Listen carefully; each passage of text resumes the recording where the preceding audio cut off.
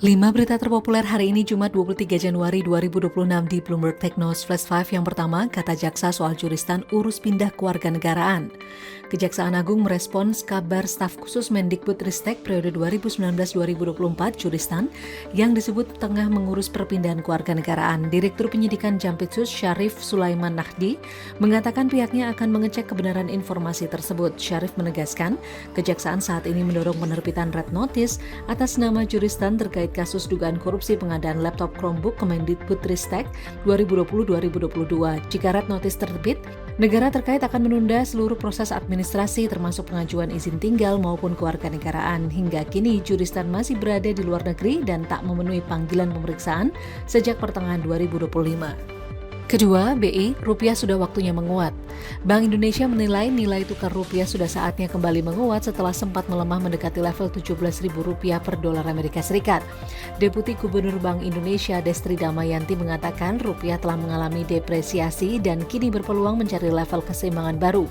Optimisme ini didukung langkah operasi moneter melalui strategi smart intervention, mulai dari pasar domestik non-deliverable forward, pasar spot, hingga surat berharga negara. Sementara itu, Menteri Keuangan Purbaya Yudisadewa memastikan pelemahan rupiah tidak serta-merta memicu krisis. Ia menilai fundamental ekonomi Indonesia tetap kuat dan berpotensi tumbuh lebih cepat ke depan. Ketiga, alasan Wall Street mundur dari perdagangan Bitcoin. Wall Street mulai mundur dari salah satu strategi paling menguntungkan di pasar kripto, yakni perdagangan cash and carry Bitcoin. Strategi ini dilakukan dengan membeli Bitcoin spot dan menjual kontrak berjangka untuk meraup selisih harga. Namun peluang arbitrase kini menyusut drastis. Data menunjukkan minat terbuka Bitcoin futures di CME turun di bawah Binance untuk pertama kalinya sejak 2023. Masuknya banyak institusi pasca peluncuran ETF Bitcoin Spot justru memperketat selisih harga. Akibatnya, imbal hasil strategi delta netral kini nyaris tak mampu menutup biaya modal, menandai perubahan besar dalam struktur pasar kripto global.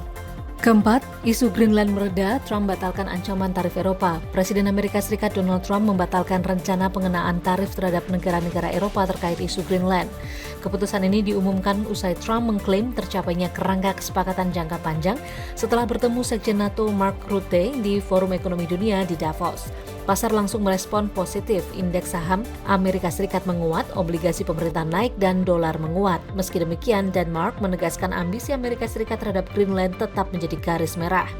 Trump sendiri menyebut kesepakatan ini bersifat jangka panjang tanpa merinci status kepemilikan Greenland ke depan. Kelima, aksi mogok jualan pedagang sapi berakhir. Aksi mogok jualan pedagang daging sapi di Jabodetabek resmi berakhir mulai Kamis malam.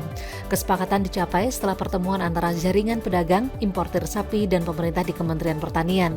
Ketua Umum Japdi Asnawi menyatakan, para pedagang akan kembali berjualan dengan kesepakatan harga daging sapi tidak mengalami kenaikan. Sebelumnya, Menteri Pertanian sekaligus Kepala Badan Pangan Nasional Andi Amran Sulaiman memastikan seluruh pihak sepakat menjalankan aturan yang berlaku. Pedagang daging sapi dijadwalkan kembali beroperasi penuh mulai Jumat ini.